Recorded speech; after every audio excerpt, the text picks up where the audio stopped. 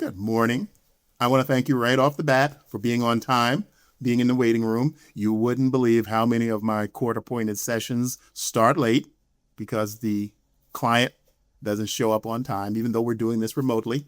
I appreciate you being prompt. So, without further ado, let's get right to it. Um, Hello.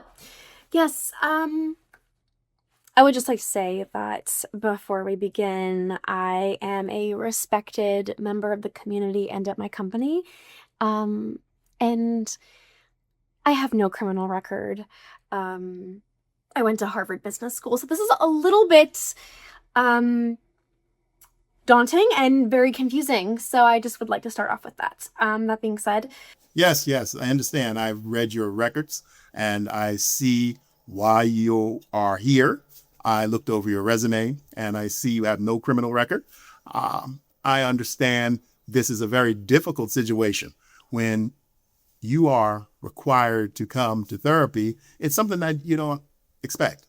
It's something that you don't realize is a possibility. So I think it's a great opportunity for us to take a few moments, and look into what made you make the decisions that brought you here this morning. So go ahead with the story. I'm going to do most of the listening, and I will jump in when I have questions. I'll be taking notes, and we will see if we can get to a solution. This is just the beginning. I like to say with everyone that therapy is not a sprint. It's a cross country. So we're going to work. We're going to work. And if you are open and you reveal what the issues are, then I will be able to help you. Guarantee. So go right ahead. Let's get started. sure, let's dive in. I personally believe with the circumstances that happened that led me to this point, we will say, is that I would say that it was not done in an emotional, it was not done based off of emotions. It was done based off of necessity. And it was done because I was responding to a way that I was responding to a in a way, I guess I should say that I was not being communicated with at all, and so I responded accordingly. That's how I'll phrase that. So when you say you weren't being responded to, as we go forward, give me more details about that. You were trying to talk with, from what I can see here in your records, you were, let's see here, you were having some issues with some coworkers, and you wanted to resolve those issues, and you say you weren't being responded to directly. So that's what we want to start with. I want to find out what was the initiating incident, possibly, that made you start on this trail, on this path to having a problem with your coworkers. So let's go right ahead and get to that. At my firm, and just about myself in general, I'm a very type A person, if you couldn't tell. And at my firm in particular, if you don't speak up and you do not assert yourself, you fade into the background. So I've made it a point to never do that. And I always share my opinions and my thoughts in every meeting. And it's very difficult to do that and feel comfortable in your work environment when there are people, and in particular, Chrissy and Nick and Sam. We don't really need to get into their names. That's not relevant here. But So yes, I do understand the two or three coworkers were giving you that issue. So did you go to management? That's one of the things we need to cover, and we don't have to cover that today. What was the response of the management? Were they receptive? Did they favor the other people over you? So those are kind of things we want to look at. And then later sessions, what we'll start digging into. This right now is our preliminary session. We get to know each other. I get to find out what your issue is. I get to find out what drives you, what drove you to get into this position where you had to end up in court and you had to end up receiving a sentence. And it was good that you decided to accept the therapy as opposed to some potential jail time. Because I think that I guess I'm a little bit biased because I'm the therapist. I always think that I can help you. And even if I can't solve what that issue is, I'm thinking that I can help you identify it. And that's one of the big parts of therapy, to identify the issue. And once the issue is identified, then we can start working on it. And that's where the fun begins.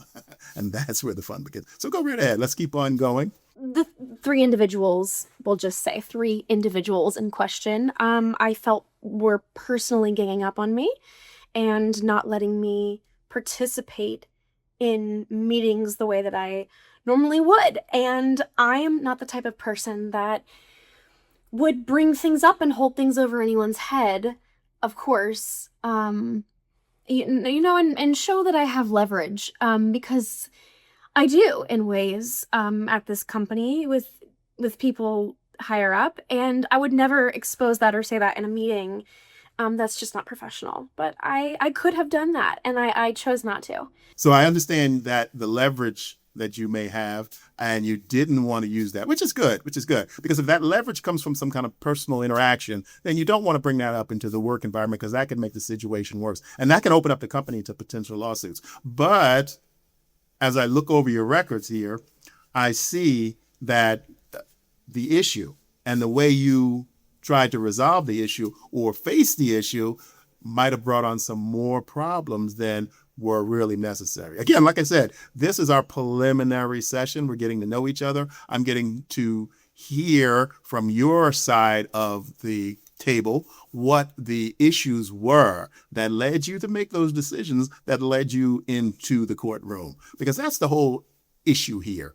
We want to see if we can focus like a laser beam onto those problems. And when I can look at those problems, I can see if that's something that you and I can address and help you identify those, so that when this situation or something similar to this comes about again, you won't have to react the way you reacted in this one. Because I can see in your record here, there was some potential stalking or harassment. But let's go forward and continue with the story.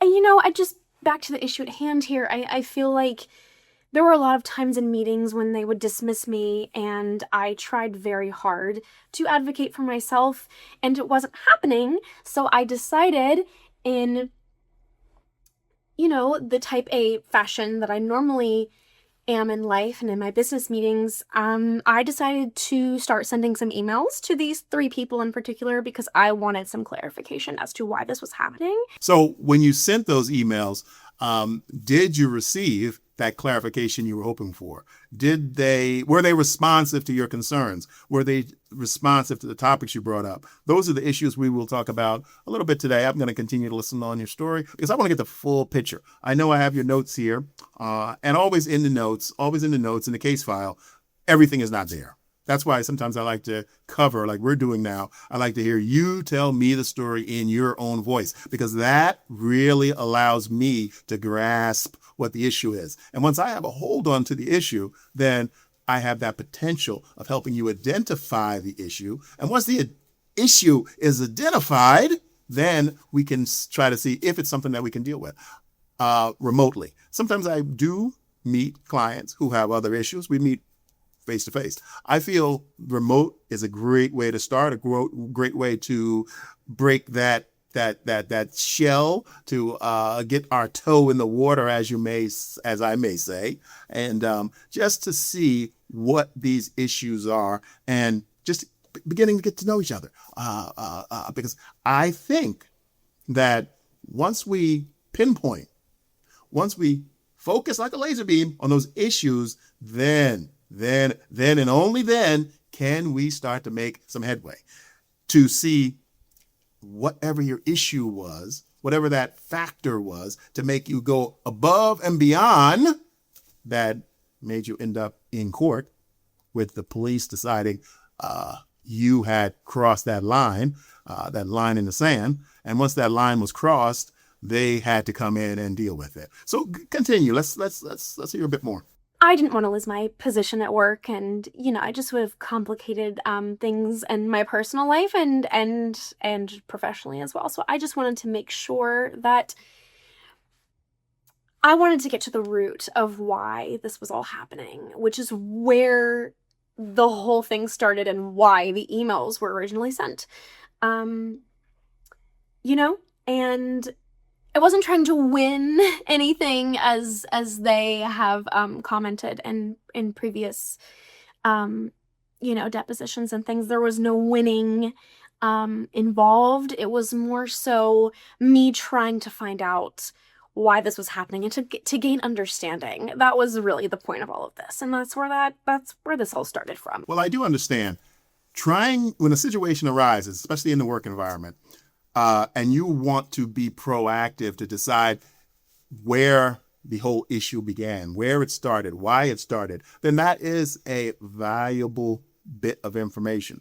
And I see your initiating factor trying to decide, okay, how am I going to get these people to tell me what the problem is? How am I going to get them to cooperate and explain what the issue is they have with me? So that if it's something that you can address, then you can address that with them on a one-on-one basis. But I think things did get a little bit out of hand as I'm looking at your records here. So continue with the story. We'll find out again. Like I said, we'll continue with what drove this. I would say that things started to take a turn for me when they stopped responding, the three people in question, to my emails that I was sending to gain clarity as to why they were excluding me in these meetings. Um, I I don't want to be this person, but I say this, in in confidence to you. My personal circumstances with this company and the people that happen to run it, let's just say that it doesn't make sense for certain people to not be included in things, especially when they, have connections in other places. Though, we'll just put it that way. Let me just give you an example. Uh, you know, let's pretend that Monica Lewinsky had gone to Harvard Business School and she was being excluded from meetings at the White House because of her relationship with Bill Clinton. Okay, I can see you trying to make an analogy between Monica and former President Clinton. Um, and I guess I can draw from that there may have been some issues going on with you and the employer. I did find something questionable in the report here saying that the employer was unwilling to respond. And that could be a sign of a problem where something can escalate. When the authority figure in a situation like this, when there's conflict and the authority figure refuses to get involved, refuses to participate, refuses to step in, that's the problem. That is a problem. But again, from what I can see in the record, you may have went a little bit too far with your handling of this situation. Again, the phone calls, the showing up, that kind of thing. That could have been part of the initiation problem. But again, like you said, I understand if there's something behind the scenes that can't be said or can't be talked about and the employer is involved, and that can be a big problem. So let's go forward. That might be overstepping by stating that, but I just feel like I didn't expose anything about myself, and I could have. I really could have, and I chose not to. Instead, I chose to email and ask why I was not being included. And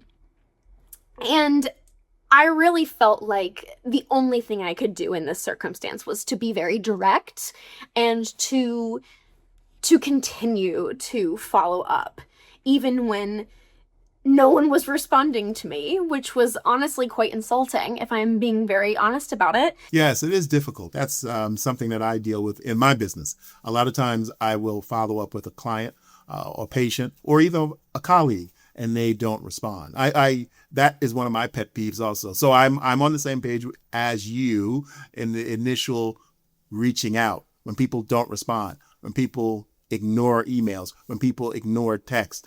And sometimes I have to tell myself, everyone is not like me. They don't check their phone or their messages every 10 minutes or so, and they don't follow up right away. But that's what I do. And sometimes I project, and that's projection. Projection is not good. So maybe the same thing could have been happening with you and your coworkers. Maybe they were going to get back to you. Maybe they were trying to think of how to approach it, how to deal with this situation, or what their response should be. But sometimes people, like you said, type A here.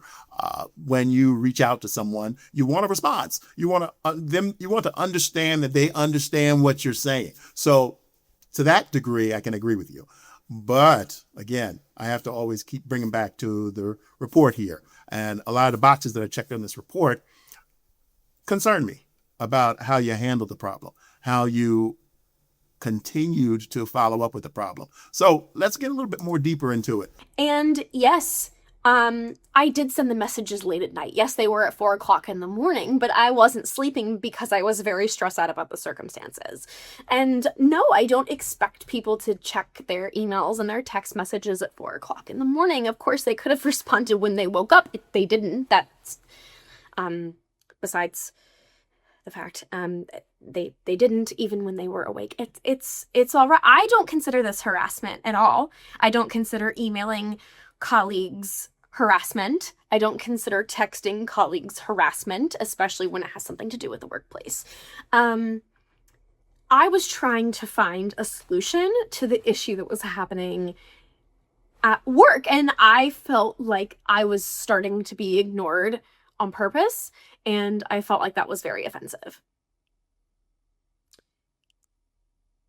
And I don't think that I was willing to accept that, and I still am not, actually. When you invest everything into a person and a company, you cannot afford for things to go wrong. Okay, yes, I can follow that. And I can see not being responded to as something that would aggravate you, something that would cause you to take the next step, push the next door, open the next window. So yes, I do understand that. And that's what, again, like I said, what we're doing today is we're unpacking. We're unpacking all the suitcases, and we're going to look inside each one. We're going to take a little peek around, a little peek over here, a little peek over there to see what is going on. And that way, once we get all those little peeks done, and we look in every crevice you got, and we check everything out, and we open up all the boxes, and we unfold all the letters, and open up all the presents, then we can really dig down and see if this is a situation where you could have handled it differently. And obviously, most of the situations that I'm confronted with when I'm trying to help my clients is something there are always options. You always have options. Yes. Great. So after that, I decided that once no one was replying to my emails, I wanted someone to reply to something. So I went to one of these individuals, one of my coworkers' homes, because I decided that I was going to talk to them directly face to face, because I just feel like that was the most logical thing to do next. I was convinced that would probably fix the issues at hand, and I went to the other two people's homes after that because I didn't feel like the situation had been resolved. I didn't have closure from the circumstance, and no. I know that this is sounding like I was stalking. I was not stalking anyone. I am not crazy. No, I don't think the word stalking fits. And I find that the word closure is overused, overrated. When a situation comes to an end, there's always not a definitive why this happened or why that happened. So closure is kind of a myth. Closure is a word that people throw around. I call it one of the talking head talk show words that was popularized in the early 80s, maybe late 80s, 90s, the boom of the talk show hosts where everyone wants to solve the problem in, half an hour or a 30-minute format where the problem can be revealed, the problem can be addressed, and the problem can be solved. Unrealistic. The talk show world, closure, all sticking points for me. So again, I don't think you're crazy. I don't like to use that word in my work or in my field. That's a word we shy away from. So just get that straight. But follow up, following up, trying to get answers seems legitimate. But I think when I look at your records here, I got those. Let's go to the next page here. Yeah. Uh, there could have been other ways to handle it. Like I said, there's always options. There's always options. Let's go forward. Um, I needed an answer and I needed to know why I was being shut out. And I needed to know what information they knew or potentially thought of or concocted in their brain as to why they thought that I was not suited for being a part of dialogue at work. Which I feel like is very valid if I'm being completely honest about the situation. I would say that anyone would do that. I did not think that sitting in my car outside someone's home is extreme. I would say extreme is probably, someone sending packages to someone's home with dead animals and love notes. That's extreme. That is an extreme measure. I would never do that. I don't think sitting outside someone's home is extreme whatsoever. Well, sitting outside someone's home, I can see how they might get worried. They may be concerned. They may have issues. So I can see that. I can see it from their side. I can see it from your side. But the part about sending the dead animals and going well above the line, yes, I agree with you. That is ultimate extreme when you start harming pets or harming small animals. But sitting outside their home, I wouldn't feel comfortable. I'd be honest with you. I wouldn't feel comfortable. So now we're looking in, we're digging in, we're seeing some of the issues where the people, your coworkers on the other side, might have had concern. And I can see how that escalation drove them to want to get law enforcement involved. And that's why you're here with me today. The court thought this was a situation that could be looked at and to make you understand why the people on the other side felt the way they did, why they felt threatened, why they felt fear, why they felt uncomfortable. So that's something we're going to work on. That's something we're going to dig deep on. That's going to be in another session, but we're going to dig on that. We're going to look on that. We're going to figure out what caused that. What made you take that next step? So continue. I did feel in control when I was outside because I at least could see that they were home and actively ignoring me, as opposed to an email or a text or a call when you know that maybe someone is busy or someone has something to do. When you're outside someone's home and you can see that they're watching Netflix and they're actively avoiding you, then you're able to have more of an idea as to why that's happening, I would say.